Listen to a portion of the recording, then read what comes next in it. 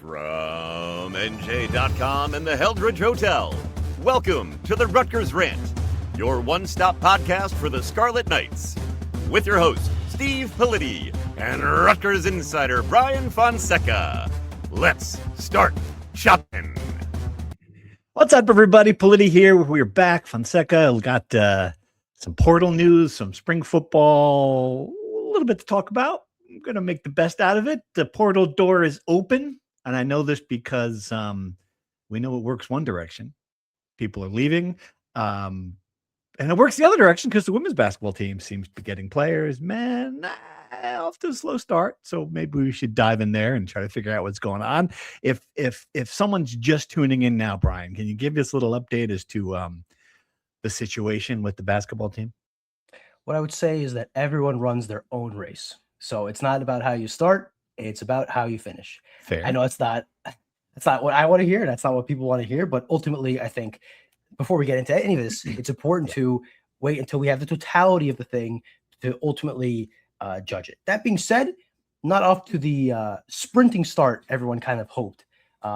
They did start by doing what they had to do. 7 players left through the first week. I wouldn't say any real surprises. I'll list the names off really quickly, and I want you to tell me if there's any names there where you're like, they really should have tried harder to keep them. They lost Dylan Grant, Bryce Dortch, Chris Newley, Byfall, Harun Zerno, Dennis Badalow, and Dorian Jones. That is 7 no's. Maybe a half a maybe Zerno, maybe like a 30%. If you can keep them cheaply, but I'm not surprised at any of them. And there was really certainly not paying any of those players a significant amount to stay. And then the inverse is 2 players have announced they've re-signed with the program. So these are 2 players. There are 6 other players that are from last year's roster that are still technically on the team. Right. But these 2 players we know for a fact will be back next year unless they somehow get out of their contract. But let's assume they don't. Guard JaMychal Davis and center Javonte Ware. Are you surprised by either? A little surprised by Javonte Ware. Maybe he's developing well. He thinks he's making progress behind the scenes. Maybe he's just trying to get an education. I don't know. Like really what, there's that case too. And JaMychal Davis, no, I thought that he would stay. I think he likes it here. I think they see a role for him. And I think they know they need someone who's going to be a leader, a program guy. I think that's a win-win to keep him around. You?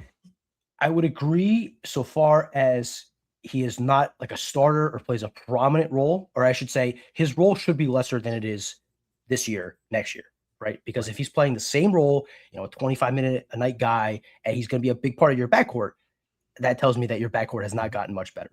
And that's the thing. The early concern for me is that they're going to have to replace their entire front court, right? That they basically have 1 center and 1 forward left on the team. That's Darren Buchanan.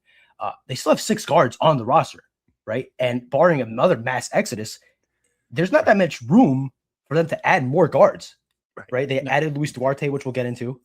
But if you're running it back with the same backcourt, you're going to have a significantly improved front court for this team to take a step forward next year. Now, are we a little surprised that we say they're running it back? We think they're running it back with the same backcourt, but are we a little surprised that none of these guys have made their announcements? I mean, what is Tariq Francis waiting for? What are, Mark Caden Powers waiting for? I mean, it just seems a little odd to me on some level that these things weren't ironed out a while ago if you're staying. It's a fair question. And also the other thing is that, and this is not 100% reality, right? But you look at the players Rutgers is publicly linked with, right? All these players, they have their lists of teams that have contacted them, and Rutgers is on some of these lists. If there's 10 players that we've seen publicly linked to Rutgers, 8 of them are guards, right? So I say the whole thing about running it back with the backcourt, but Rutgers is showing a ton of interest in guards. So we don't have all the information here, and I agree with your point. I do think they're slowly trickling this stuff out. I don't think JaMychal Davis and Javonte Ware signed their contracts a day apart. I think those two were kind of foregone conclusions.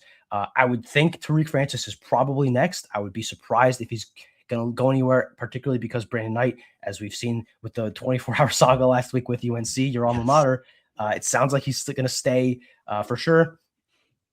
So I don't know there, but I would think I still feel really good about Tariq Francis coming back. I feel really good about one of Lino Mark and Caden Powers coming back. I'm not at a point where I could say which one, right? But I think I feel pretty confident they're going to be able to get at least one of those two back. And then I think Darren Buchanan will probably be back. I would say him and Tariq Francis are probably the two favorites. Right. If you keep Francis, Mark, and JaMychal Davis, I think you've got at least a framework for a backcourt to some levels. You still need someone who can shoot three, still need someone who can handle the ball. I get that, but at least you've got some players there. The front court to me now at this point is just a complete, absolute, utter mystery. Like I have no idea. I don't think that hopefully they know, and we're just seeing a lot of things about, guys asking for $3 million who don't play. I mean, just a lot of smoke out there that it is crazier than ever is the basic thing we're hearing about this. I don't know if this is trickling down to Rutgers, if guys who are they had on their radar are suddenly getting higher offers at other places. Like, you just don't know what's happening. So I have a theory on that. First, I think that to your point on the guards, I think that if you have those three back, you still need one stud point guard, right? Like you maybe instead of replacing the entire backcourt, you just amplify it with one guy who is you put all your chips in one basket. He's your lead point guard, lead scorer, your stud. Okay.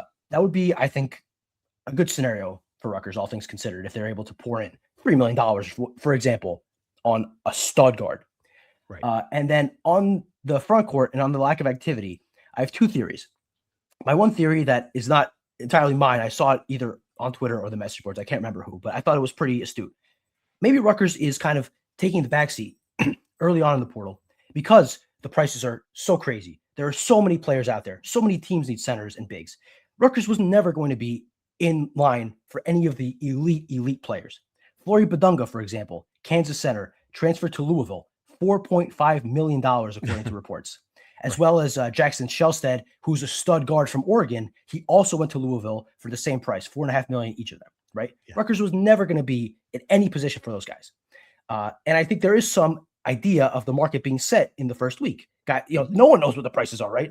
Najai Hines reportedly started at $3 million and is now asking for $5 million. I can't verify those numbers, right? Are you serious?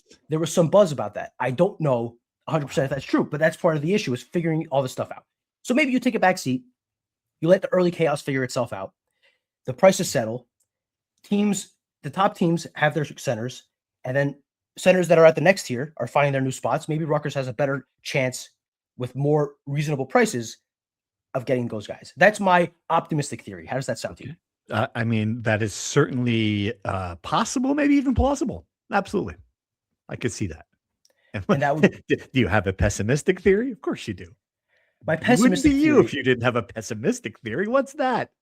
My pessimistic theory is that based on recent history of this program in the transfer portal era, maybe they're just not quite at the level of the rest of the country, of the rest of the high major programs in knowing what to do. And they're sort of figuring everything out as it goes, right? And they're just not, they're not in position to find a stud center and find a guard, even with higher resources. The rest of the country had higher resources in the last year, and that made the market more expensive. So Rutgers $10 million this year is worth as much as whatever they had last year.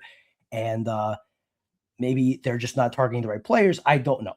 I think history shows that it's probably more towards the pessimistic side than the optimistic side. But if you want to be a half glass full person, this is the first year with Rob Sullivan, and maybe he has that forward-thinking view. We'll see when all the chips shake out. But I will say I expected Rutgers to at least have one more commit than a guy who was playing professionally in the Dominican Republic for 2 years and never played in college because he wasn't eligible for it 3 years ago. Yeah, that was a strange one. I didn't have that one on my bingo card, but we've been saying, hey, go out and get a guy you haven't recruited. I mean, okay. So, I mean, I guess does that count, or did they recruit him out of high school and he couldn't get in here? They did recruit him out of high school. They did, of course. Okay. So it doesn't even count there. I love the fact, and I know nothing about him. So maybe we should start there. What do you know about him? Like a name popped up there. I'm like, who? Zero information. I think that was a reaction of 99% of people because no one had heard about this. He hadn't visited campus. He was first reported because he signed with the program, and that popped up in the portal, and one of the national reporters tweeted out the news. My first reaction was, who is this guy? I looked him up. He was at New Mexico State, had no stats. Later learned he was ineligible. Mhm. He was drafted in the G League, no stats. I don't think he played. I think he was waived after 10 days or something to that effect. And then he's been playing in the Dominican Republic for the last 2 years. And I was looking up YouTube videos about it. And I do speak Spanish, so I'm reading the commentary. There was one highlight video, and the top comment is, "Did you buy this camera on Temu? I can't see anything." So the quality of the highlights I couldn't even decipher because the camera quality was so bad. And there are stats on Latin Basket. A lot of his stats are behind a paywall, which I'm not going to pay. I know we rag on people for. You would be able to, I think, expense that if you wanted to. Well, the point is, even if I did have the numbers, all the numbers, I don't know how the Dominican Basketball League compares to the Big Ten, much like I didn't know how the Bosnian League or the Romanian League. I think I've got a pretty good idea how the Dominican Basketball League. I watched the national championship game. I would say not favorably is how the Dominican Basketball League would compare to the Big Ten. Correct. So, and he was not a starter in the Dominican Basketball League. I think he was. He was a starter, but it was hard to decipher. He was not the star of the Dominican Basketball League. Correct. I think he averaged 8 points. His cousin played in the NBA. Chris Duarte played at Oregon, so he does have some. If you want to be optimistic. Yes. He is older. He's going to turn 24 this year, so he replaces the Emmanuel Bole AARP requirement for this roster. And he's a guard. We're not entirely sure he'll be eligible at this point in time. So he also could be a Dorian Jones replacement, where you have a guy on the roster who's not eligible, but could be a future. who then leaves? Who then sits around, eats the food off the training table, gets in practice, and then just hits the highway. I don't know whose decision that was, but that was somewhat hilarious. Yes. Very funny situation. If you want to be charitable, it was a flyer. It didn't work out, but if it did work out, it would have been worth the risk. He's the 15th scholarship. Not really a big deal. It is totally agreed. I did think it's funny that people are infuriated whenever we write anything about Rutgers losing money, and then when a kid transfers here, takes advantage of all the things you said, and then leaves, everyone's like, "This guy came in here and ripped off Rutgers. He took all the money." So, which is it, people? Do we care about the money or do we not care about the money? Anyway, and Luis Duarte, we don't know how many years of eligibility he has either. So let's look at this as Rutgers filling out the roster at the back first. Okay. Right. The way we should fill airplanes, instead of going in from the front, we should fill that from the back. It makes the most sense. Maybe Rutgers is doing that with its roster. Ultimately, I think that in 12 months, we're not going to be talking about Luis Duarte. I would be pretty surprised if he has any impact, good or bad, on this team next year. Right. So in the most optimistic reading of the situation, Rutgers has identified some players it wants, has a good chance to get them. The market is shaking up at the top. We will get to the point where these guys realize they're not getting $5 million from Louisville, and Rutgers will sign. They will get these players. Like there have been conversations behind the scenes. My optimistic reading is, okay, they've got 2 or 3 guys. They're identified. They know what they need. They've got the money to spend. Just got to wait. Be patient. My pessimistic reading is that those guys, the market's going to shake up the top. The market's going to shake up in the middle. The players they've identified are going to go someplace where they could still get more money than paying the Rutgers tax to come here. And Rutgers is going to be paying $2 million for someone who cannot play center in the Big East.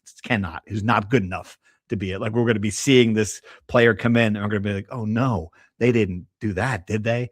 Like, that's the worst case scenario. If we're having this show on May 5th and that's the situation, that's what scares me. Yeah, and I think the thing right now is there's no real clarity on what is happening exactly and where they are. And Rutgers likes to work a little bit in the shadows, which is understandable. So we're kind of all poking in the dark, and we'll see the results. I'm glad you brought up the Rutgers tax, because I know that's been thrown around a little bit. I just want to clarify my impression of the Rutgers tax, right? So to me, the Rutgers tax is purely the fact Rutgers has to overcome its lack of proven reasons for players to want to play for this program, right? Right. Like, this program has not been successful over the last 2 or 3 years. And if the money is equal, that you're getting an offer, let's say you're getting an offer for Rutgers for $2 million, and then you get an offer for $2 million for an equally middle of the pack Big Ten team. I don't even want to throw one out because, whatever. I think you would want to go to that other team if all things are equal. So Rutgers, to make up that gap, has to pay a little bit extra money. Yes. That's your understanding of the Rutgers tax, correct? Absolutely. And I think we've got a great example. Perfect transition. to what I think the Rutgers tax is, and it's what the women's basketball program just did. Right. If you're not following women's basketball, you didn't see this. They signed the Paldo twins, Morris Catholic stars, Mia and Maya Paldo at Tennessee. And by all accounts, paid about $500,000 for the two of them, which from everybody I talked to in women's basketball, imagine how long that list is. But it's a bit of an overpay is what it's been described to me. People are surprised by it. I'm not surprised by it. And I think it's actually go ahead and do this, overpay, get the buzz. You get in here. You want to make a splashy hire. I guess that's what it is. You want to get players that get you noticed. You want to have a little credibility in the program. Well, here are two of the best high school basketball players to come out of New Jersey in a long time. Big name players out of a big name program like Tennessee. You bring them in here. The people are like, oh, look, well, hey, look at Rutgers is going to be better next year. There's no question in my mind that this will make Rutgers better next year. And if you're overpaying for them, boy, that might be what you have to do at this stage, right? You've looked what this program's been the last, 5 years since C.J. Stringer left. There's absolutely on some level that's what the Rutgers tax to me is. Do you agree with this move from the women's basketball perspective of overpaying for a couple players? Sure. Look, I think it adds some buzz. People in New Jersey were talking about this. People in women's basketball were talking about this. I think Gary Reedus has a little bit more of a microscope than another coach might have because he comes from LSU and there's some intrigue from the SEC on how he'll do at Rutgers, and splashing by getting a big name player from New Jersey to come to New Jersey is big in multiple ways, in that it gets the women's basketball world's attention. It gets the New Jersey basketball community's attention, because I think it does give some liberty for a star player in New Jersey in the future to say, if the Paldo twins are going to Rutgers, that might be a place I would be interested in, right? Because Rutgers has seen great players in the area. There's I wish I could remember her name right now. I feel really bad, but she went to Vanderbilt and she played at Rutgers Prep right down the road, and she was one of the best players in the country last year. The Hidalgo twins, Hannah Hidalgo went to Notre Dame. Olivia Miles went to TCU or Notre Dame. Maryland had, there's a long list. Absolutely. Yeah. Right. So now they have a stud player from New Jersey. I think that does open some bridges. I don't think they're going to start landing every star player in New Jersey, but I do think it'll be beneficial. And at least one of them was a McDonald's All-American, and a legit, not a by fall McDonald's All-American. No, sorry to throw that. I shot at by fall, but this is a legitimate McDonald's All-American, a good player in the SEC as a freshman. And this is a player that can lead your team from day one in your first year. So right. We don't know how good of a head coach Gary Reedus could be, but we know how good of a player Mia Paldo is. And I think that gives you kind of sort of a floor to work with. Yeah, Steve Pikiell's allowed to say he was a McDonald's All-American. When you say it, you're trolling. That's what I've learned. Put that in the headline. Who the hell is, how can he do that? Steve Pikiell's like, got a McDonald's All-American. I can't even eat a McDonald's. He's used that line like 20 times, but Fonseca puts it in the headline. It's like, oh, clickbait nonsense. All right. Yeah. So let's look at the women's basketball team for a minute. And I think that based on what I know about it, Mia Paldo is a legit 35-minute a game starter. Maya Paldo, reserve off the bench player. Role player. They've also they also added a couple other players from Mississippi State transfer. I just saw also like a 6'5" women's player that they plugged in. So they've got, it looks like at least at the start, they're going to be a lot better. Yes. The 6'5" player was a JUCO player, who I think they recruited previously. I could be incorrect there. I think Alec Krauthamel from On 3, who covers the team in more depth than anyone else, I think he said that they had recruited her before. And Jayla Lampley, the Mississippi State girl, they definitely recruited her before. She had a solid first year at Mississippi State, averaged 8.3 points on 50% shooting, 37% on threes, and 4.7 rebounds in 20 minutes a game. So solid role player in the SEC, should be at the very least a solid role player for Rutgers. So it's a good base. It's a good base in recruiting. I don't think they're done. They also got the kid from high school, the 4-star recruit last week. So that's 5 players that Gary Reedus has added. Good start, off to a hot start. And I think above the players, one thing worth noting, and we knew this would happen, but it's good to see confirmation of it. Kelly Zinn and William Tate in the commitment video from the Paldo twins, interacting with them on their visit. Kelly Zinn tweeting about it for the visit, after the commitment. They're involved with women's basketball. Yes, they're taking this program very seriously. more stars in the sky, she tweeted out. And it's great because, there were people in the Rutgers universe who needed us to translate President Wynn's tweet about when he was taking a shot at Gino Auriemma. They needed us, but we had to go like, what is this? Like what is she tweeting? We needed to get someone to help us decode her tweets. A lot of like mystery in the social media universe, but that was clearly referring to the Paul Lowe twins coming here. Both of them were in the video. Look, I mean, this is not surprising at all to me. I mean, when I had the chance to sit down with President Tate, he talked about this. Like he's done this a lot at LSU. I mean, this is not, he was friendly with Jaden Daniels, with a lot of the women's basketball players. This is kind of his thing. Like he is very much into this. I would be stunned if this is not a regular occurrence. Right. It's one thing though to see a university president at football and men's basketball. To do so at women's basketball signals to me, one, I think William Tate likes women's basketball more than the usual president, but two, they view this as a legitimate like sport, like one of the main sports they have at the school that they want to be successful in. Right. All right. Wrestling. Also in the transfer portal, proving the door works the other direction. But I think the biggest news out of that program is Anthony Ashnault is coming back. I mean, that has not been announced yet. It seems very clear that one of the greatest athletes at Rutgers, period, of the 21st century will be returning as an assistant coach. He had been at Princeton, did a pretty good job down there by all accounts, coming home, filling a spot on that staff. Also got the Iowa State heavyweight who qualified for nationals. So he's a good wrestler. I mean, that's a good sign that there are resources in that program as well. Yes, he's not a standout heavyweight, and that's a position Rutgers has not really had too many guys stand out. It's really hard. It's much like center. There's only so many guys who are 280 pounds or whatever and able to be elite athletes. But they do fill the spot with him. He was national qualifier as a freshman. It's a good start. He'll have a lot of uphill battles in the Big Ten against the elite big men, but yes. And then Ashnault, again, not official, but you read the tea leaves. Steve Mitich, an assistant coach, he stepped down and in a statement said something about NIL and the purity of what he got into the sport for and all this stuff, etc. I think one could read between the leaves there. He is leaving the program. There's an opening. There is right down the road. Your greatest wrestler in program history is doing a good job at Princeton. And there was a lot of buzz in the wrestling circles that a program legend is coming home.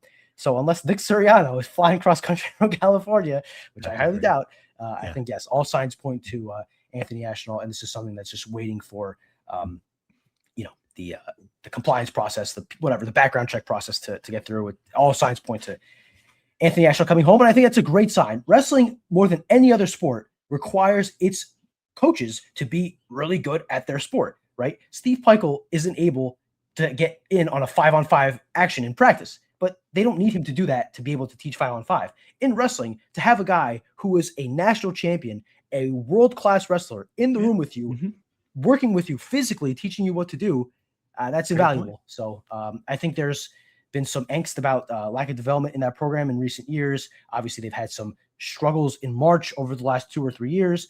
I think getting a guy like Anthony Ashnault in the program, if all this comes through, which we think it will, is a major step forward for this program.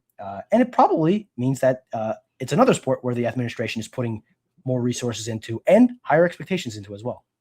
Are we sure there are fewer human beings at 280 pounds than at 125 pounds? This would be a good question for Steve, for Goody. Let's get him on here and we could ask him that directly. I'm curious, like which position's harder to recruit? The little, the peewees or the huge people? I mean, if you go to Target on the weekend, it certainly seems like there are more 285-pound human beings than 125 pound. I'm just saying. The important caveat here is with athleticism, right? There are a lot of 300-pounders walking around this country, no doubt about it, and the world. But most of them, 95% of them are very unathletic. Whereas there are maybe not as many 125-pounders walking around, but I would guess most of them, maybe not most of them, at least half of them have some sort of athleticism. That would be my guess. Got to write this down with a book. Questions for Goody, and when we get him back on the show, since we're certainly going to do that, since he was great guest. Mount Rushmore guest. In the meantime, people listening to this, if there's any wrestling or scientists or statisticians or interested people, throw it in the comment. Tell us what you think. Actuarians, yes. Actuarians. Actuarians. I don't know. There was, If you're there was one a of those girl, people, there was a girl I went to high school with that turned into an actuarian or whatever, and she had to explain to me in detail what she does. I didn't quite get it, and then she told me her yearly salary, and I said, "Oh, now I get it." I Okay. get it now. Now I get it. Should have paid attention in math class, Fonseca. That's what happens. All right. What else we got? You want to talk a little Masters golf? Let's do it. If you're watching the Masters, Chris Goddard did really well. Represented himself well in his first Masters, and I think on day one, I watched a lot of him play, and like it was close. He was close to having the kind of round that would have put him near the top of the leaderboard. And I think that that's kind of the lesson. If you follow golf, there's a reason why no one's won that thing in their first try since Fuzzy Zeller in 1979. Little golf trivia. And it's because like you get out there and you're on that course and you've got a 4-foot putt for birdie on the back nine, and you look at it and it's like, oh, this breaks. This totally is going to break left, and then it breaks right, and it's just this course where the knowledge of playing it as many times as possible makes you better and gives you a better chance to win. I mean, this is why Rory McIlroy won. He describes his great shot on 12 when the tournament is still in doubt, and he's leaning on what he heard from Tom Watson when he first played his first practice round ever 20 years ago, whenever it was, like how Tom Watson told him, you've got to wait for the wind to blow when you're ready. And he just got up there and the wind turned, and he just like, it was really, it's this great moment where he's swung the club exactly when the timed it perfectly to the gust of wind, hit the ball within a few feet and sank the birdie putt that kind of gave him the momentum to win. You just don't know that when you're a Masters rookie. And I think that's what we saw with Chris Goddard. No doubt. I think ultimately a successful weekend, good start. So he had a little buzz early in the weekend. He made the cut, which I think is the major goal. If you're able to play through all 4 days, that's already successful. And he finished tied for 24th, 10 strokes off the lead. Yeah. I think I was looking back at some previous scores, like 12 strokes below par is probably like right around where most winners get, like give or take a stroke or two, right? This isn't a tournament where guys blow you out of the water, right? So he knows how far he is from needing to be to compete on this course. But I think by day 2, everyone kind of knew Rory was going to win it, even if he almost choked. So I think he got to play 2 rounds of free golf on the last 2 days. He did pretty well for himself. Not a great 4th day, but otherwise, I think you come out of this feeling very positive.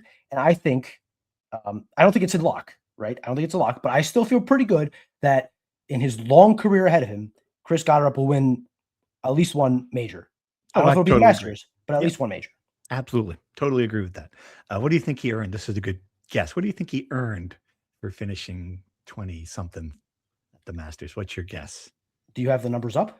I'm going to pull it up to get the exact number, but while you're thinking. Okay. Well, okay. Can you give me a reference point of how much the winner makes? $4.5 million. Okay. That's less than I thought. Yep. There are people walking around the grounds at Augusta who probably make $4.5 million in their sleep. So let me guess. Finished 24th. He finished tied for 24th, correct? Tie with 1, 2, 3, 4, 5, 6 other players. 6 players total. Yep. So let's assume he just finished 24th by himself, because I'm assuming if you finish 24th tied with 6 people, you split the 24th place 6 ways or something, or. I mean, you're gonna have to get your actuarian on here to explain how it goes from there. I'll just throw out a number: 700,000. No, you're way off. Much lower. He made $182,000 for finishing 24th. Still not bad. Not bad day's work. It's a lot more money than I make in a year in a weekend. I will say this: like someone, Dan Walken, who works for Yahoo Sports, tweeted out like it seemed like these guys, based on how much money the Masters makes, that these guys are underpaid. I might agree with that. It's funny, that place just rakes in the dough in a million different ways. Like all these fat rich guys get even richer with their green jackets, and I mean that's kind of an interesting, The purse is only $22.5 million. I don't necessarily agree with him. There is a lot of opportunity with, I don't think Goddard was necessarily, but some of these guys like Justin Rose, like they were NASCAR drivers. like MasterCard on the neckline, you know, Peter Millar on the back, like all these ads on their shirts. So they probably make a lot of money off of that. No, Well, they do, so of course, absolutely. Playing in the Masters helps them get more, endorsements and whatnot. But I mean, the Masters gift shop, they must have sold $182,000 worth of gnomes, like Masters gnomes during the course of this week. Like it's. I mean, that place mints money. and the tickets and the dues as for members And and yes, CBS, absolutely. Yeah, the dues. absolutely. It's funny they don't charge a lot because they want to be as selective and secret as possible. But yeah. The other couple things, Rutgers got some nice little free advertising. He had the Scarlet Knight on his head cover, right? So that flashed on national television a few times. That's always good free publicity for Rutgers. And I always appreciate the Masters, the photos of the crowd, of the gallery. Nobody has their phones out because they're not allowed to have phones there. Yes. It's wonderful. It's utopia. Yes, I missed it dearly. Yes, it's great. It's a beautiful place, and I love the idea of. It is funny that you have to be like part of this ultra specific part of society to be able to be in there. But if you're able to be in that club, you're able to just be somewhere with no phones and unplugged Yes. from the world. And it seems like a very nice way to spend a weekend, no doubt.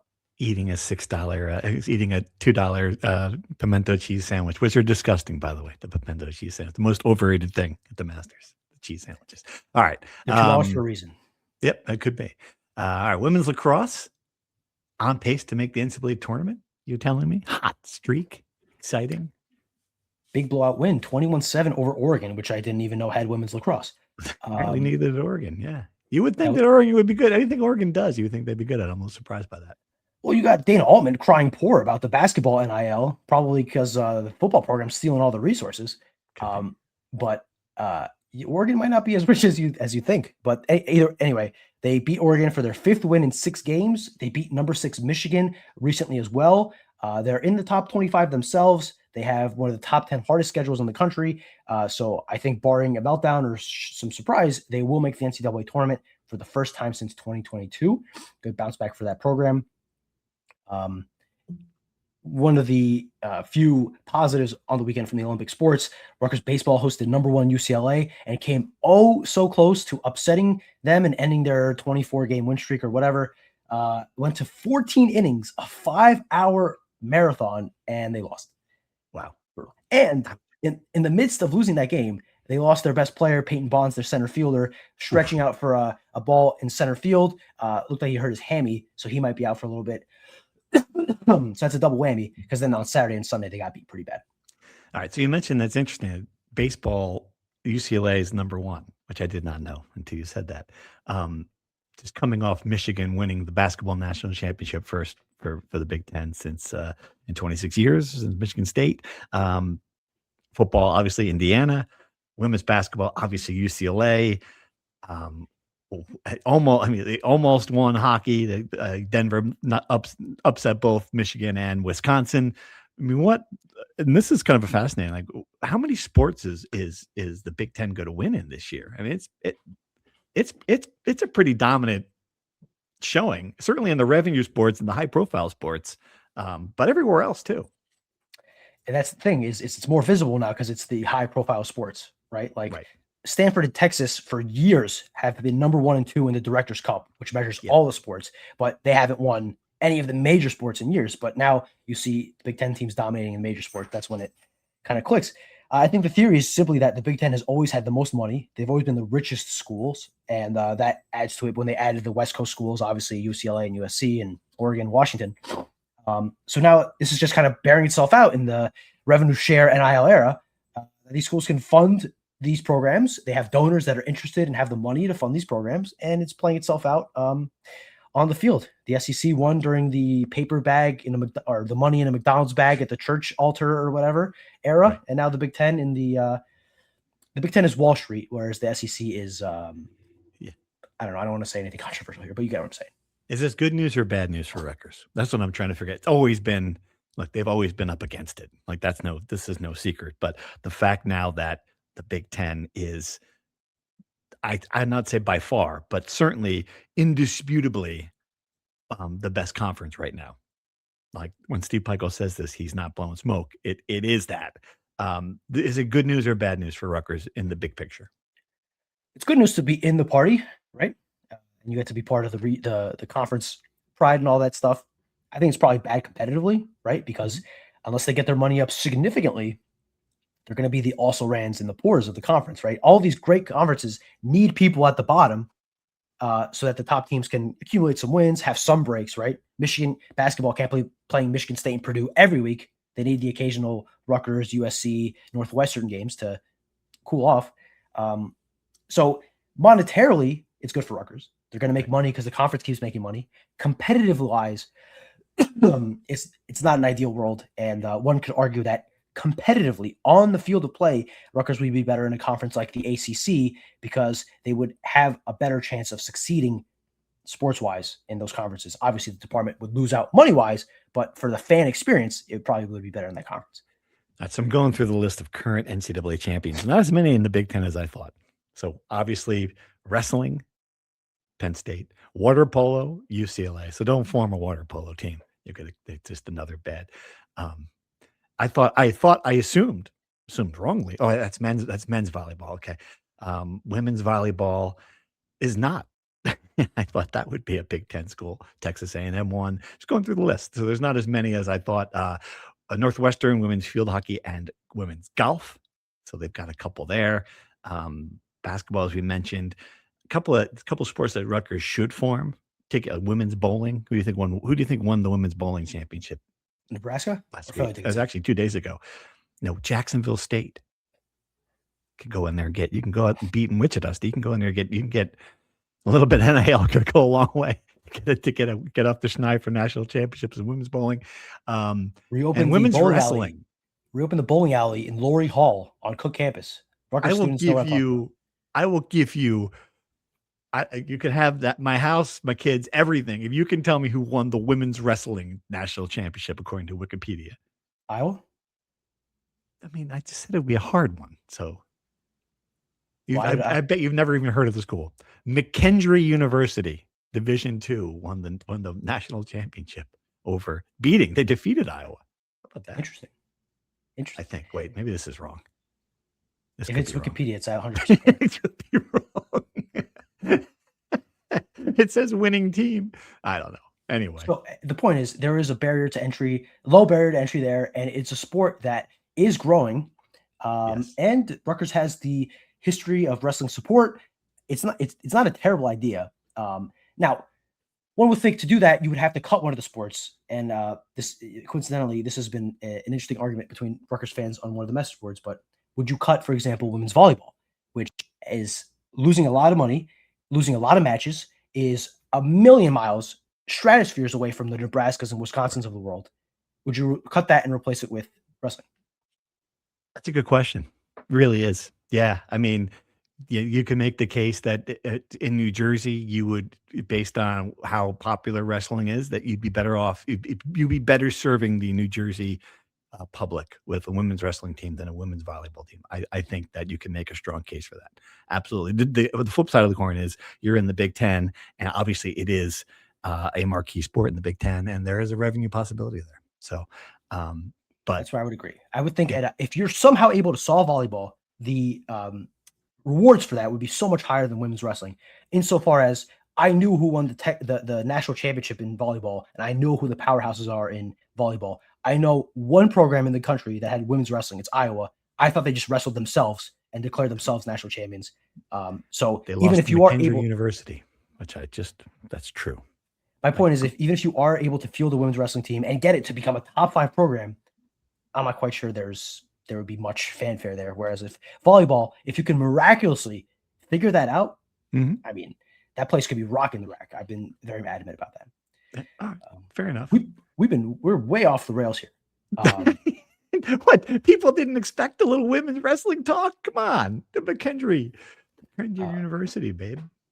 Before we wrap up, I do want to address 2 questions we got. We asked for questions in Discord. We got 2 questions. I do want to be fair to our Discord members, which you guys can join on our bio on Twitter. Yep. Just answer their questions really quickly. We kind of addressed them, but just kind of let's do them again. Snuga asks, is Gary Reedus going to have complementary players to support the Twins, or is he going to pull Steve Peichel with Dylan and Ace? That's not quite the same comparison. They are not at the Dylan and Ace level, the Twins. So he's going to need to. Absolutely. I mean, I think Yeah, that's got to happen, or you're going to be in the same position as you were a year ago if you don't get some players. It looks like he's gotten a couple, but he's not done. He can't be done. He doesn't have enough at this point. So, to your point, like I don't even know if they have enough to field a team. Right? I mean, they got 5 additions, but I think they need more depth. And I'll be completely honest, I haven't kept up with the day-to-day of who from last year's roster has stayed, so I don't even know where that all stands. So, but yes, I would agree with you in theory that they'll add, 2, 3, 4 more players.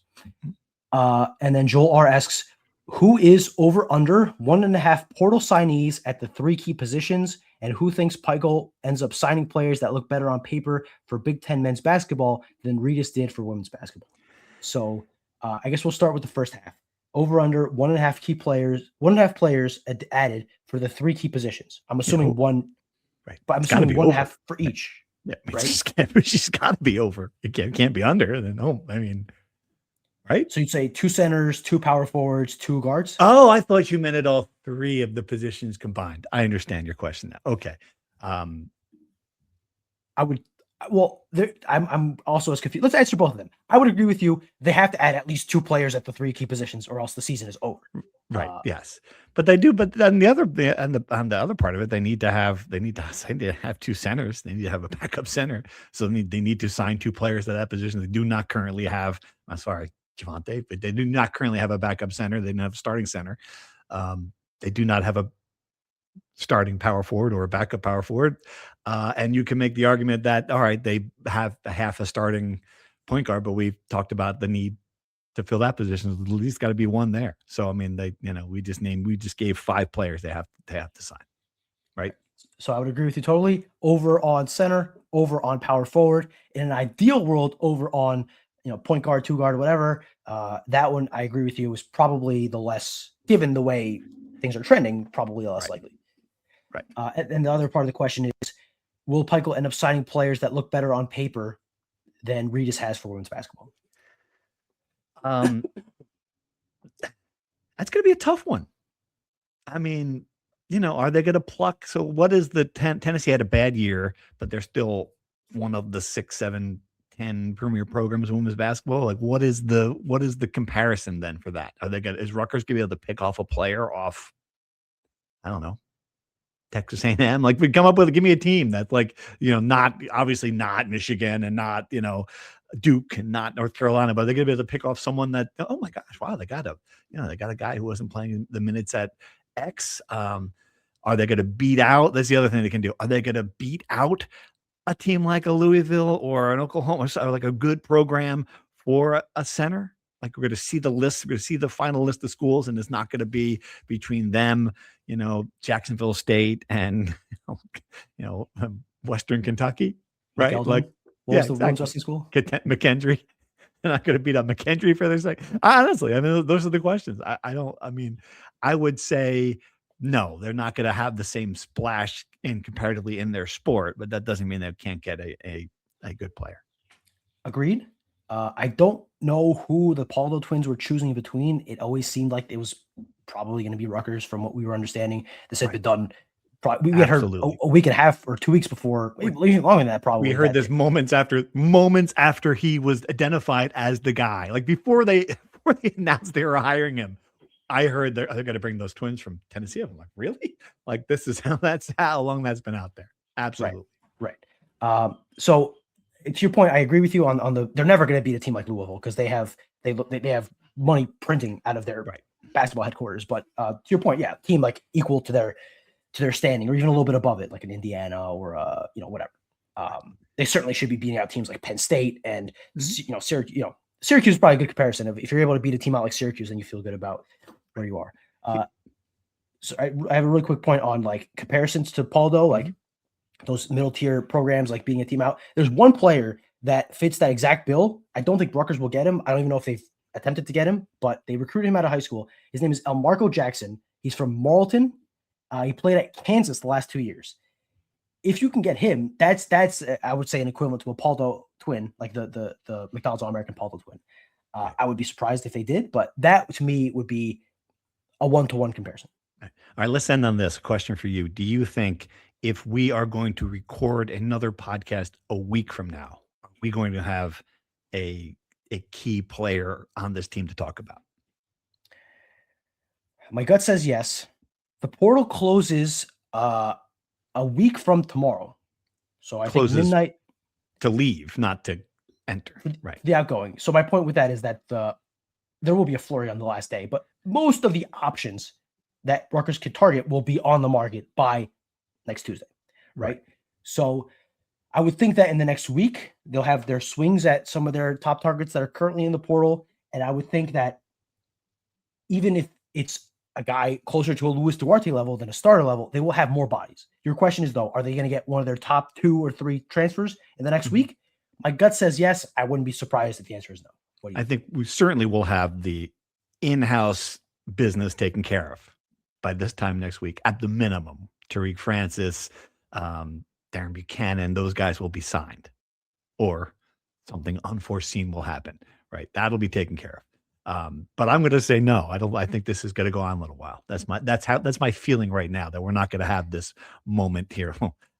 As we record at 10:30 on Monday, we're not going to, there's not going to be this holy cow moment for a while. That's my gut. History does tend to side with you, right? I think it would buck the trend if Rutgers does make a splash in the next week. But yes, right. At least if you're able to at least nail down Tariq Francis and Darren Buchanan coming back, you at very least have the floor for the team settled, which is better than nothing. So tune in next week when we break down even more women's wrestling on the Rutgers Rant, because that's pretty much all we have right now to talk about. But yeah, hopefully we'll have some more information then. Talking to then. We did fill 45 minutes today. Hopefully you enjoyed it. Thanks to the Heldridge. Thanks to everyone for listening. We'll be back next week. Thank you for listening to the Rutgers Rant, sponsored by the Heldridge Hotel. Head to nj.com/Rutgers for more Scarlet Knight content.